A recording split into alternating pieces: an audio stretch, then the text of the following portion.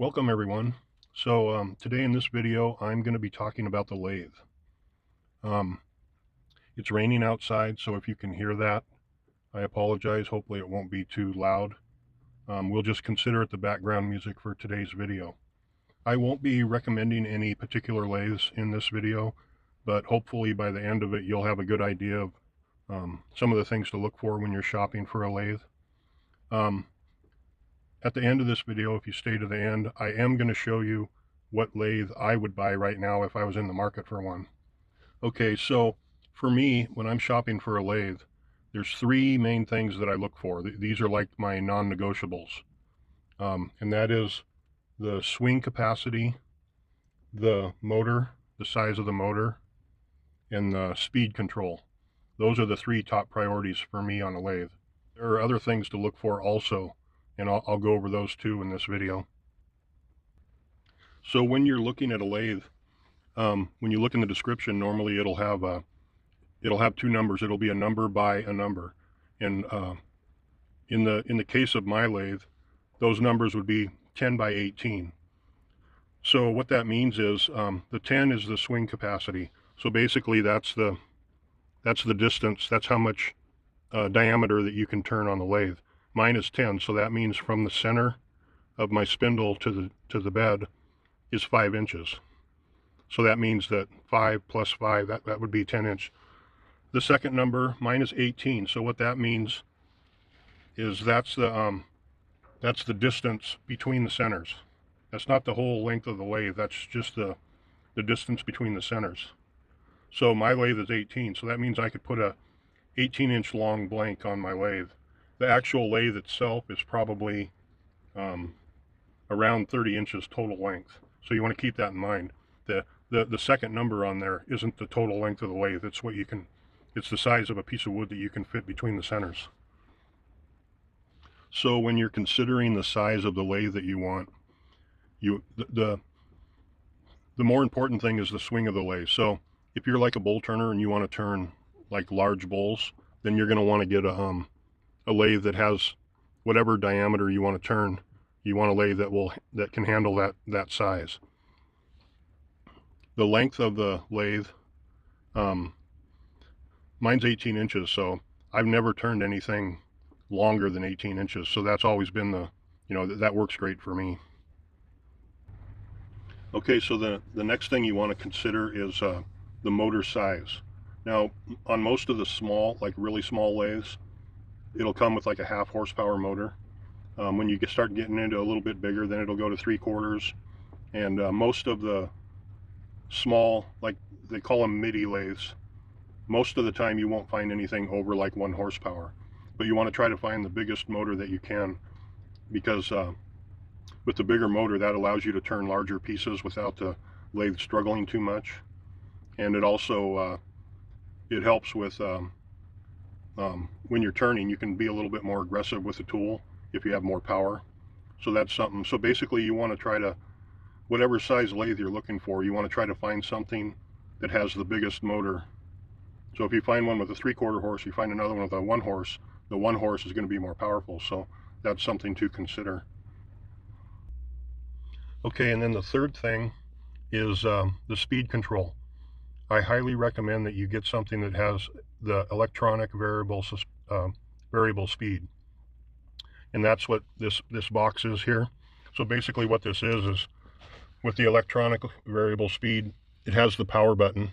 You can so you turn on the lathe, and then you use this dial to adjust the speed, the RPM of the lathe. And if you don't have the electronic variable speed on most of the small lathes, it's just a pulley system. So basically what you do is when you change the speed, you have to stop the lathe, and then you have to loosen the motor and lift it up, and that loosens the belt, and then you have to change it from one pulley to another on the spindle and on the motor. So they have corresponding pulleys. That's a lot more work. I mean, if you have to change the speed, you have to stop what you're doing. This has a cover that goes over this. Take the cover off, loosen the motor, then you have to change the pulley, and it's more of a process. So if you can find the variable speed, That's almost, for me, myself, that's pretty much non-negotiable. I want the variable speed because it's so much faster, so much easier to work with. And basically the way I have mine set up, I never have to move my belt.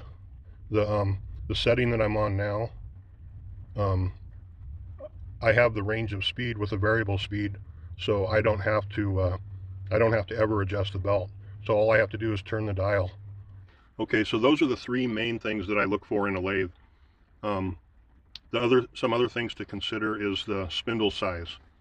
So I don't know if you find them much anymore, but on the real small lathes, if that's what you're looking for, I believe they came with like a 3/4 diameter spindle, and then the Morse taper, that's the taper that's inside, is a number 1. Now those, if you got a lathe like that, all the accessories you buy will only work for that lathe. If you step up to a bigger lathe, then those you're gonna have to purchase a new chuck and new Morse taper, like the drive center and the live center that goes in the tailstock. So the most common one for the small to mid-size lathes is a 1-inch. It'll usually say 1/8 TPI. So what that means is it's 1-inch diameter and it has 8 threads per inch. TPI stands for threads per inch. That's the most common size you're going to find on most of the lathes. Until you get into the real big lathes, then the size will go up. I think the spindle on those is like 1 1/4, and they might go up to like a number 3 Morse taper. So what you want to look for is a 1/8 spindle size and a number 2 Morse taper. That's going to be the most common that you're going to run across. So if you get that, if you ever decide to upgrade to another lathe or change to another lathe, all your accessories will work on that other lathe, unless you get the, a bigger one, like I said. But you can, if you go to a bigger lathe that has the 1 1/4, you can buy an adapter that will screw onto that and reduce it to 1/8. So all your chucks you'll be able to use them on the bigger lathe. The Morse taper, if it's a number 3 Morse taper, then you would have to buy a new drive center and a new live center, because there's no adapter that you can change for that. Okay, so when I talk about the Morse taper, on the drive centers and the live centers, you can see it has a tapered shaft, and the different numbers, the number 1, number 2, number 3 is just the size of this. Okay, another thing that you want to look at is the type of banjo that it has. This is the original banjo that came with this lathe, and you can see here it has two spots here, and it has the handles that screw into both of these. And I didn't like it because whenever you move the tool rest, you constantly have to like tighten both of them to adjust it and everything, and it's really inconvenient. So I bought this one here. This is I got this from Walmart, I think it was, but it just has the one screw on it. And I actually drilled and tapped this on this side because it originally came on this side. And with me being left-handed, it works out better this way. So that's something you want to look at. On most of them that I've been looking at come with a banjo that's really similar to this. Now, one thing you want to keep in mind, on the smaller lathes, the size of the shaft on your tool rest, like this one here, this is a 5/8. Now when you move up to a bigger lathe, most of those are going to be 1 inch. So more than likely, if you buy a smaller lathe that has the 5/8, if you move up to a bigger lathe, you'll have to buy new tool rests. Now when you buy a lathe, it will come with most of the time, I don't think I've ever seen one that didn't, but it'll have it'll come with a face plate that screws onto here. That's the plate you screw onto the piece of wood that you're working with. So it'll come with a face plate, a drive center that goes into the spindle, and it'll come with a live center that goes in the tailstock. And it usually comes with one tool rest. Normally they're probably about this size. Most of the time they're right around 8 inches. So it comes with everything you need to get started as far as that goes. Another thing to consider is try to find something that's this is a cast iron. It's made out of cast iron, so you want to try to find something that's the heaviest that you can find, because the heavier that the lathe is, the less wobble and vibration you'll get if you're turning something that's a little bit off center. I mean, on a smaller lathe, you're still going to get the wobble and everything because you just can't get enough weight. You can bolt it down to like a table or something and then weight the table, and that will help a lot. But that's something else. And you want something that's, you can't really check it if you're buying the lathe. If they have a display model, you can check it out and everything. But you want something that, the tool rest moves real easy. The tailstock slides back and forth easy. Those are hard to check though, unless there's a display model. But that doesn't mean the one you buy is going to be the same. So there's not a whole lot you can do about that. But okay, another thing that you want to check, it's another thing that's kind of hard to do if you buy a lathe like online, or it comes, in a crate or a box. You won't really know until you open it up. But you want to, before you start working on the lathe, you want to check, you want to make sure that the point of the drive center and the point of the live center are lined up, like tip to tip. Make sure that that's, if it's off, then, and it's a new lathe you just bought, you're going to want to send it back, because there could be something, maybe the deck is warped or something. But when you get a new lathe and you check it, those should be perfectly lined up, and that's what you want. If they're not lined up and you start turning, it can mess with the wobble of the wood. If you're turning with something that's off, and you make a tenon or something to hold it in a chuck, it's not going to be balanced. It could be off a little, so you'll get a wobble. So that's one of the most important things. You want to make sure those 2 points line up. Okay, so that covers pretty much everything. I do want to say one thing. If you're looking for a lathe and you're looking for a used lathe, this is one of the things that you want to check. Another thing you want to check is the bearings on the spindle. If they're really bad, you could probably move it and feel the wobble if the bearings are wearing out. You want to make sure you turn it on, make sure it works, and make sure that there's no. You can even check this, put the drive center in, turn it on, and then turn it off, and as you see it slow down, you'll be able to watch the end of this, and you'll see if when it gets on just before it stops turning, when it's on a slower rotation, you'll be able to see if it's wobbling or something, and that could be a bent spindle, or a bearing's wearing out, and the spindle's flopping around. So you want to make sure you plug it in, turn it on, listen, make sure it sounds good and everything. There's no weird noises or anything like that. Another thing that I would really recommend that you do if you're looking for a used lathe is if he has a piece of wood, or take a piece of wood with you and actually put it on the lathe and try turning it. Take your bowl gouge or something with you, and put it on the lathe, and then try kind of a somewhat aggressive cut, something that's going to put a load on the motor, and make sure that it doesn't bog down or stop, because that could be a sign of a wore out motor if it won't handle the load that you're putting on it. So my personal opinion, if you go look at a used lathe and you tell him that you want to do that to test the motor, and he says no, I would walk away. That's my personal opinion. If he won't let you check these little things like that, that tells me that there's a good chance he might be hiding something. So you want to keep that in mind if you're looking for something used. So that pretty much covers everything. So I'm going to show you the lathe that if I was going to go buy a lathe today, this is the one I would buy. Okay, so this is a lathe that Harbor Freight has. The name for Harbor Freight is, the lathe is called a Bauer.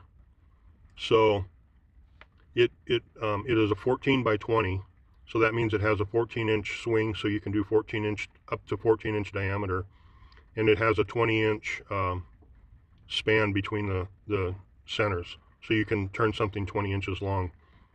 It has a 1 horsepower motor, which is pretty good for that size. And it has the variable speed that I was talking about, the electronic variable speed. It has a forward and reverse, so you can change the direction of the lathe just by flipping a switch. The RPM range on it, now that was something I didn't mention.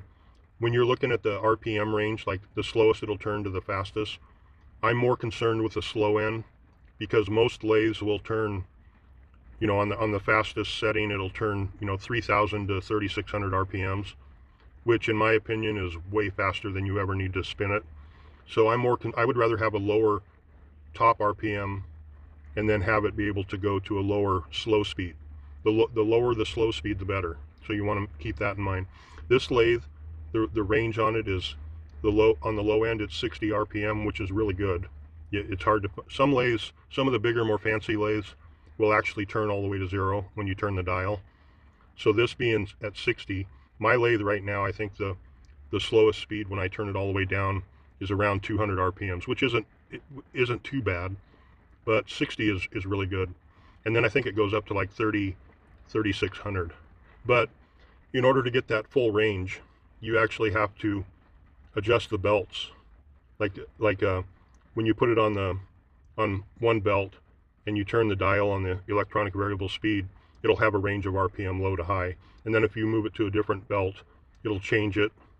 So in order to get that full range of RPM, you have to use the belt pulleys along with the variable speed. But if you can get what I did on my lathe, is I adjusted it on the belt so that I got the lowest speed I could. And then it just so happens that when I turn my speed all the way up, it's a high enough RPM that works for me. So my range right now on my lathe is, on the slow end, I think it gets, I've never checked it like with a RPM gauge, but it's around 200, and on the top end it's around 1200. And I've never had to go faster than 1200 RPM to turn anything. So anyway, that's a lathe I would buy. Now I know a lot of people talk about, you know, there's a lot of skepticism about the quality of Harbor Freight. So I just want to mention this. I'm not going to tell you the brand, but this lathe also comes in a white instead of red. And this exact same lathe is sold by one of the top name brand lathe companies out there. So just something to think about. So that's it. That's all I got for this video. If you got anything out of this, appreciate it if you hit the thumbs up button. My next video is going to be accessories, basic accessories to buy along with the lathe, so that you can you can turn whatever projects you want. And then the next video after that, this is kind of a 3-video series I'm going to do. The third video is going to be basic tools. That I'll show you the tools I use, and I'll show you the different kinds of tools that you can get, kind of a starter set type of a deal. So that way you have an idea between the lathe, the accessories, and the tools, what you know, kind of basically what you need to get started. So if you're interested in that, you know, those other videos, subscribe to my channel so you'll get notified when I upload those.